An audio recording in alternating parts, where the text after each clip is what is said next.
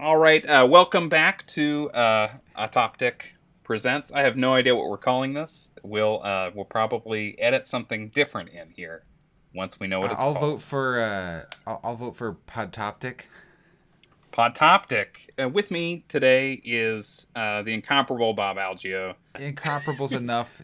Usually that's when someone's trying to like win the villain over to their argument. That's how you describe them. Yeah. So I'm Robert Algio. I'm a assistant professor in the design department in comics at the Minneapolis College of Art and Design. Also one of the co-founders of Autoptic. And I think we're here today to talk a little bit about education in comics, and sort of what what we've all been living through has kind of changed about maybe the ways I teach specifically, but also maybe some of our views on how it's kind of changed education, maybe more broadly as well. Alex. Um, Number of things to talk about. Where should we start? What do you think is the basic bits of teaching comics?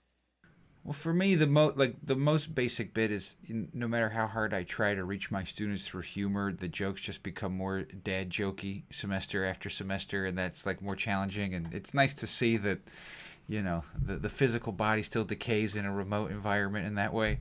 I think seriously though, the thing that is the same is that, particularly in the comic program at MCAD, students who are in that program are very interested in being storytellers. They sort of, as you could imagine, walk a line between maybe like an illustration major and an English degree at a liberal arts institution. And so, like, the thing that's changed, or excuse me, the thing that has stayed the same is that class after class, week after week, critique after critique, the students are really interested in discovering if they are delivering the story that they want to tell in the way they want to tell it, and if not, what it is about their process, their way of thinking about writing an image that could change or be improved, and where is the sort of the issues and successes of clarity in their storytelling. And I don't know, that may seem kind of trite or obvious, but I had this fear going into remote learning that stuff would sort of start to fall away, and it would revert back. Well, I don't want to say revert back to, because that sounds sort of like a value judgment. But what I mean to say is that like the focus would shift more towards just like drawing, which is a really important part of comic making, as you know. But I was really heartened to see that the students were still so committed to really figuring out how to tell stories, even under these like incredibly trying circumstances. For many of them, losing access to studio facilities, or material access, students struggling to find paper and pens and stuff that they like. A lot of MCAD students went home, to someplace other than the Twin Cities, which meant that the art supply store or the paper suppliers they were used to, they just didn't have access to, and so yeah, I would say the commitment to story is what has stayed the same, and Yeah, but it sounds like some other things have definitely sort of changed. yes, that's absolutely correct, and I think I'm speaking from my experience at MCAD, though, as a undergraduate art student myself, and having had sort of anecdotal experience at other institutions as well. There's kind of like two types of students I find that come to a place like MCAD, and one is the student who already has all the. Can I curse on this podcast, Alex? I mean, you can. We may or may not Sure. bleep it out. We'll So talk about it later. there's the students who show up with all the shit already, right? Like, they have their own scanner, they've got their own art table, they've got their own bucket of markers and the paper that they love, and they're already well acclimated to like the objects that they need to do their work. And then there are other students who come who are very much not that, and they depend on places like the Service Bureau at MCAD to help them with their scanning, or places like the print production studios to use the computers there that have color calibrated monitors and all that kind of stuff.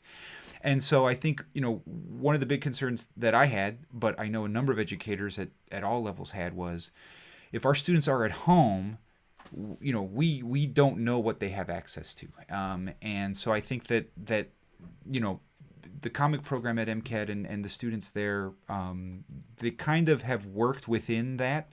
Some of them have had to change the way that they work. Some of them have changed the way they work for the better. I know that many are frustrated about the circumstances they find themselves in and how it affects their creativity. But again, it was like even having to like navigate as an instructor now this new like spectrum of access. The students have all really been committed to getting the stories out. And to be honest, I'm not the best drawer myself, so there's a little bit of a relief. There's like a little bit of a relief there, where it's a little less like do as I say, not as I do. Because we're talking about story. It's one thing for me to say like, hey, you need to draw this panel better. It's another for me to be able to say, hey, I think there's better images or panels or story beats you could use. So, I don't know. I've sort of leaned into that a little bit as well. When we're talking about what's changing, one of the things that changed for me, I will be blunt, is I sort of said to my students, we're going to be focusing on how clear your comics are. We're going to be focusing on if they are readable. We're not necessarily going to be focusing on how well drawn they are. And I know that in some comic circles, that is a somewhat sort of controversial view. But I felt that under our current circumstances, that was like an appropriate release valve to just say like, hey, you're doing comics because you want to tell stories. If you wanted to do great drawings, you would be an illustration major, right? Or if you wanted to do, beautiful paintings, you would be a painting major. And so that was one of the ways in which I sort of changed my instruction as well, was sort of like letting up the gas a little bit on the like image critique, I guess.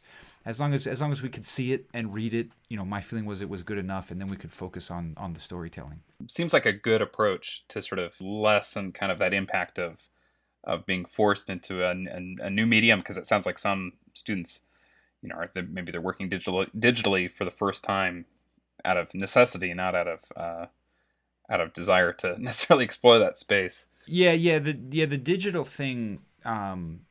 For years in comics education, there's been how's this, Alex? For years in comic education, there's been some amount of consternation about the digital like traditional divide, and I think that there are some people who sort of just view it as like life moves on and get with the times, and we should all work digitally. I don't necessarily see it that way myself. I think that there's a ton of value, and there are some students and artists for whom working traditionally is just the way they do their best work. However, these events have absolutely accelerated, I think, almost to the point of pivot and change the relationship between like a comic education and working digitally. And I said in the very beginning of all of this to my students, there are no requirements in terms of how you make your pages and your images. If you want to work traditionally, do it. If you want to work digitally, do it. You don't even have to ask. And just the vast majority of students, I think, really threw themselves at working digitally. For some, there was a learning curve, because what you can accomplish with your hand on paper, there's a certain intuition there that needs to kind of be recalibrated when you're using an iPad or a Wacom or whatever you're using. But I think the digital stuff has actually allowed them to I don't want to say like make more professional work, but it's allowed them to be less focused on like the physicality of drawing, and it's allowed them to see their comics with much clearer eyes, if that kind of makes sense. Because you get lost in that drawing process so often that it's a little bit hard to kind of get the right amount of distance from the image you're making, especially when you see so much of your hand in it. And so there's kind of been this nice counterintuitive thing where I think like working digitally has sort of like freed some of the burden of the drawing to a certain extent. I say that knowing that the counter argument there is, well, that means they're not drawing. It means the computer's drawing for them, and I don't agree with that. But I've heard that said, and I understand that sentiment. But yeah, I think that like even once we return to in-person instruction, I think that like the digital thing is, to say it's here to stay is like such a dumb way to say it because it's been here, right? But I think that like those experience, they're taking those experiences with them. And you can't kind of you can't kind of unring that bell, right? Like everybody has now had that experience. Yeah, and I think a little bit too, I don't know. I feel like I'm defending like the Luddites too much, but like I do know that for a lot of students, and I think a lot of makers, the digital stuff is intimidating. But this has been, they've had to jump in kind of with both feet into it, and I think they've, I won't say learned to enjoy it, but they've learned how to use those tools, and I think they see some value in them. And so I kind of feel like it will probably be a tough sell, hopefully in a semester or two when we're back in person, taking these students who've been working digitally for 3 semesters, almost half their undergraduate education, and ask them to like start buying ink and like bringing in paper with smudges and pencil line and stuff. And so there's going to have to be some of that again, but it's going to be, I think it's going to have to be framed more in like, this is, you sort of are learning that foundation and understanding why comics historically kind of look the way that they do. It's a little bit more of that sort of historical exercise than necessarily preparing them for the ways in which they will actually make comics in the future.